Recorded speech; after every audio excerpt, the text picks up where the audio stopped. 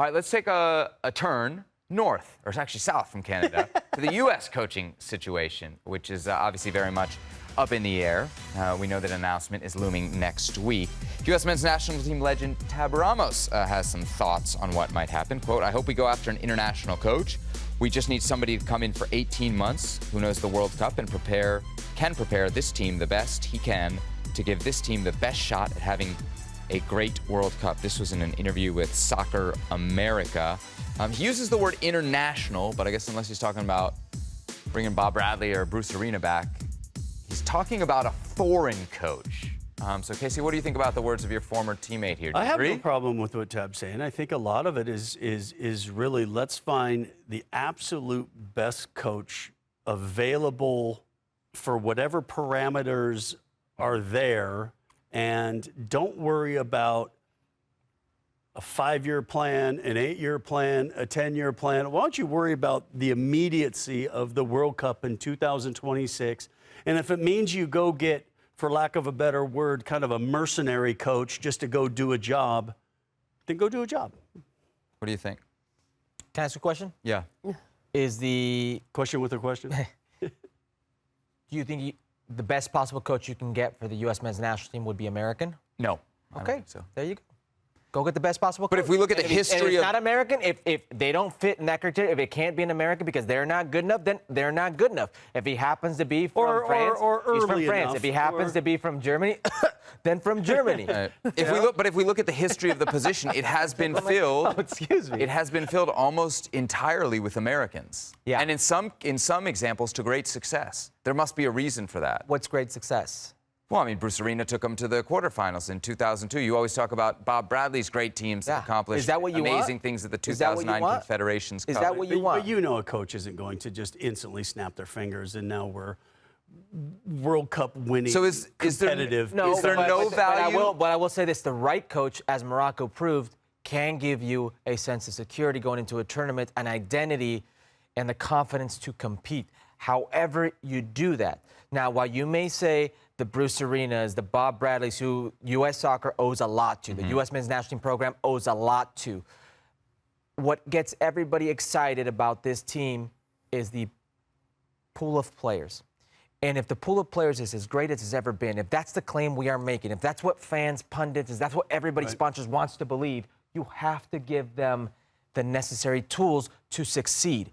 If you don't think an American manager can give that to them, you go out and you find who actually can. What about the argument, because we don't just hear it here in the United States, even though there's a history of a lot of American managers. We hear it a lot in Mexico. You hear it in a lot of places. That's different there. Okay, but wherever you hear it, is there no value, or what is the value of having a national team manager who's from the country? Look at Brazil right now, how they're suffering. There are no Brazilian coaches who coach abroad.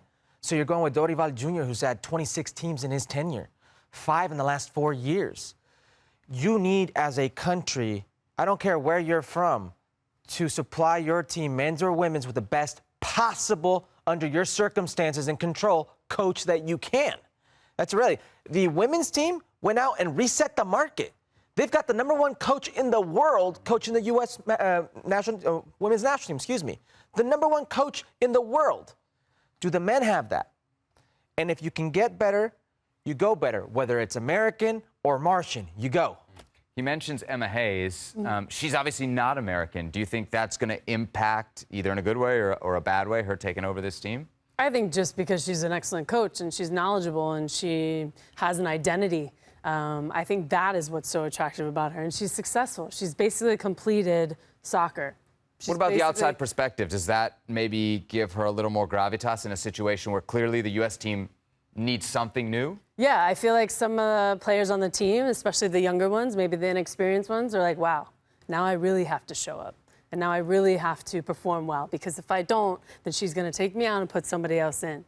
And there's going to be no ifs, ands, or buts about it. Like, you're just going to get, the next player is going to be put in, and if they perform well, then they're going to continue. So I think she has this attitude of, this is the style I want to play. Yes. Do I want to work on getting the best out of the players? Yes, in order to perform well. But this is what I expect. These are these are your responsibilities. This is how you need to perform.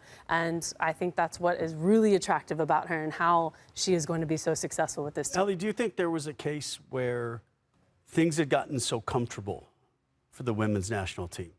So to bring somebody that's completely out of the system for a long time and to come in with a strong personality and a different identity where there's no kind of, well, I coached you at club, or I did, or at least very little of it. Or I think respect your hierarchy. Or We've already seen that with Alex Morgan. I also think when what Ale had mentioned about making a statement as a head coach, you know, coming in and she kind of has that availability to her to say, listen, this is going to be my team.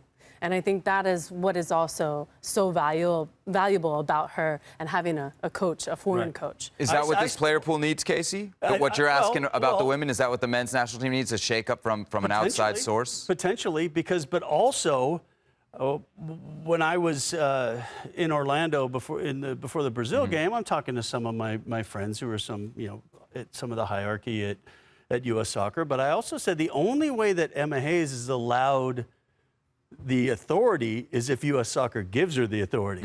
So that's another key thing that's going to be very important for either if Greg stays or if a new manager comes in. There has to be a level of authority that you know that decisions are going to be made. And there's that little bit of fear. I think you have to have a little fear of a manager. If I upset, if I go against the grain, if I do something wrong, that I'm out. And I think it was really comfortable. You and I talked about it, about contracts. You know, when the women were on contracts, it was like, well, do I really need to push this? Because, well, I'm under contract. What are you going to do? That's gone. So now there's a different, maybe pressure week in and week out. And I think a new look could possibly do that as well for the men. You didn't see what this guy's doing there? You're not fooling me. He's trying to get you to say it. Do you think the players are too comfortable under Greg Berhalter? I think that's certainly potentially something that has happened, yeah. And that's not even an indictment necessarily on Berhalter. I think any manager at the international level who's gone more than a cycle would be struggling to keep guys engaged. Well, let's look at the history. Okay. After the quarterfinal, we qualified really well for the next World Cup, but didn't get out of the group stage. Hard group, fair enough, but didn't get out of the group stage. After 2002. 2002 to 2006. Right. Bob takes over.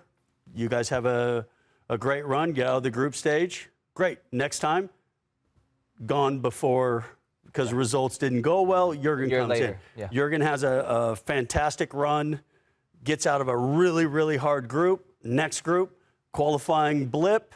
2 games. Yep, you're out, right? So, and then Bruce doesn't qualify. So it's kind of that, okay, now Greg comes in, does what he's asked to do, qualifies, check out the group, yeah, we should get out of this group, got out of the group.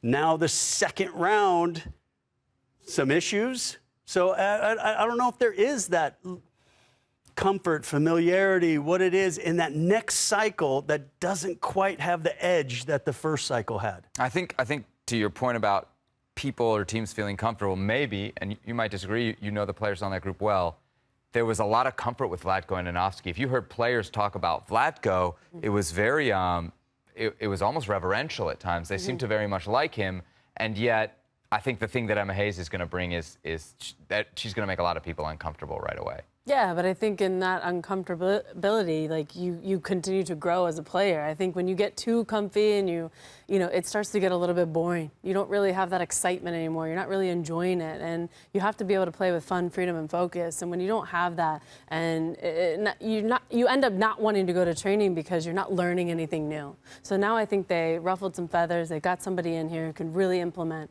a new style, a new mentality. A new identity, and I think that's attractive to a lot of the players, and they have this willingness to want to learn and really gain all the information they can. New ideas for the women's national team, maybe new ideas coming for the men's national team as well. Speaking of the men's national team, the Olympic roster is set to drop on Monday, but as I mentioned earlier in the show, we're starting to find out who's in, who's out, maybe some names of the potential overage players. And one report that came out today is that Diego Luna of RSL is not going to be on the Olympic team. Now, he was reportedly offered a spot as an alternate, but has declined to go as an alternate. We have somebody on this desk who was an Olympic alternate. Ali Krieger, way back in 2008. What do you make of his decision? I think it's unfortunate. I think any opportunity, no matter if you're an alternate or not, that you get to represent your country on the world's biggest stage, you take it. And I think that's now might be a little detrimental to him moving forward, no matter how well you're playing or not. Even though he's got club responsibilities, like, do you see it from that angle? And maybe saying, well, hey, if they don't really need me, No. I can do more at the club level? No. No. Yes, would it be great that you could play, but clubs shouldn't be going on during a tournament like this to begin with. So any opportunity you have to put on the U.S. national team jersey to represent your country, and there could be an opportunity if someone gets injured or someone, something happens, you jump in and you're in the squad. And you don't know that until you actually go. To Allie's point, it's tough on the men because it's an under-23 tournament. Clubs just don't respect it. I could even see RSL saying, hey, Diego, you want as an alternate? Nah. What do you think of it? It's unfortunate, especially the season RSL's having. For many reasons, and the season he's having a career year with RSL. He's got 4 goals, 6 assists. He started, I believe, 17 games already this season. It's his best year as a professional. So that's not going to be in jeopardy. Your team's not going to get relegated. This is Major League Soccer. This is more of him feeling hurt. Do you understand it? I understand feeling hurt. Absolutely. I've been there many a times. I work with you. But in this case, Seb, yeah, he's being selfish. And it's not the first time that this talented, very talented player has been selfish. We've had him here when they were at the U20s in Argentina in the World Cup, and we had him via remote do an interview with us. And one of the questions I asked him was why he wasn't getting more time under Pablo Mastroeni and Raul Salt Lake. And it was a very uncomfortable conversation for him, and he was very respectful about, I have to keep working and whatnot. But this isn't the first time he's been doubted. This isn't the first time that he had to be checked. So while it may hurt, while it may not be what he wants, if you really wanted to be there, if there was an actual ounce of you that wanted to be an Olympian, you'd be an alternate. You'd do whatever it would take, and you would be there until there was no possible chance.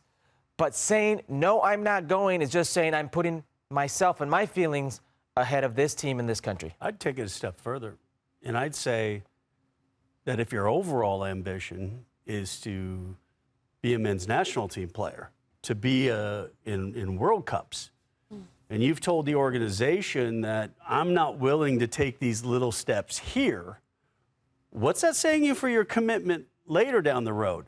If I'm going to be a star, sure, I'll come in and do it. But you want me to come in and fight and do this and that and earn my spot? Nah, I'm okay with that. So what I'm not sure what's going on is if it, and we talked about, we're not quite sure what the rules are. Are you an alternate? You go to Paris. If you're not in the roster at the first game, do you then come home and go back and play for your club and only miss a window? Or do you give yourself the opportunity, somebody gets injured, you're there, then you come into the squad? So, I don't know, there's some questions there, but I'm always disappointed with anybody that doesn't show a 100% commitment. And look, and by the way, if RSL said, they don't have to release him. Hey, Diego, you're so important to us. No, you need to stay here. But that's not what we're hearing. We're hearing that Diego said, no, I don't want to be. Now, there's a big difference there. What's the experience like, Allie, as an Olympic alternate? I know it's different. I think it's different in 08 than it is now, but what was it like for you? It was different for me because I didn't have to go to the tournament. It was when Abby actually, unfortunately, got injured and broke her leg against Brazil right before the team left. And then at the time, Lauren Holiday, then Lauren Cheney, got the call. Rightfully so, because she ended up playing brilliantly in the tournament. But besides the point, I still wanted to be there for the team and to represent my country in any capacity. And that was such an honor for me to even be named an alternate. And to Casey's point, I was able to go back to club and play. And so it didn't affect me in the way that I think, Luna feels like he would be affected. You surprised he was left off? Like, you know that age group, you know that team pretty well. I am a little surprised just knowing about his pedigree with the youth national team, U20, and how good he was in the U20 World Cup in Argentina. It's very difficult to comment without seeing the actual list of roster. Right. But what I will say is we know, per reports of the 3 overage players, one of those players is Jordi Mihailovic, who's having a hell of a year in Colorado. So he's an overage reinforcement who kind of plays your position in that playmaking role. I just think it's unfortunate. Listen, I'm sitting to a guy, right now to my left. If after his first setback when they put Brad Friedel in front of him, would have gave up. He wouldn't have had the career he had with the men's national team. And right now, there was plenty of setbacks before that. You know what I'm saying? But look, I got left off the under-16 World Cup by a coin toss. You know, I mean, that's just stuff that happens. I mean, there's no chance that anybody who has any kind of career, there's going to be setback after setback after setback. Yeah, you kind of forget about them, and then you talk about all the achievements you had, but there's always setbacks. Yeah. There's always something that you're going to be disappointed. That's why it's called a career. Yeah. It's not called, an Olympics. Yeah. You know, okay, look, you're not a sprinter. You're not a swimmer. This is just a little piece of what you're hoping to be a 15, 20-year career. And, okay, so this doesn't quite go your way. But who knows what happens? You know, look, if it hadn't have been a striker and it was a defender, you may have gone to the Olympics. Right. And then you would have had that opportunity. Okay, did that change your career? No, but what it might have changed your career if you said, no, I'm not going now. And they said, I'm not calling you into the squad when you're ready. If I could quickly just refresh your memory on the Mexican side of what happened when Jimmy Lozano tried calling Gerardo Arteaga the left back and he refused to go because he wanted more family time. That almost cost him the World Cup. He didn't come back to the Mexican national team, to that full national team for quite a while, and that stayed with him. This coaches talk, and regardless if it's the youth coach here, the U23 coach, or the full national team coach, that's going to stay with them. Luna apparently pretty fired up at the news. He had a goal, multiple assists tonight as RSL beat Atlanta by a final score of 5-2. We got a special edition coming up of ESPN FC. Monday, not on ESPN Plus, on TV. Well, we'll be on ESPN Plus, but it's on ESPN2 as well, previewing the semifinals in both the Euros and the Copa America. Show starts at 7 p.m. Eastern Time, 4 p.m. here on the West Coast.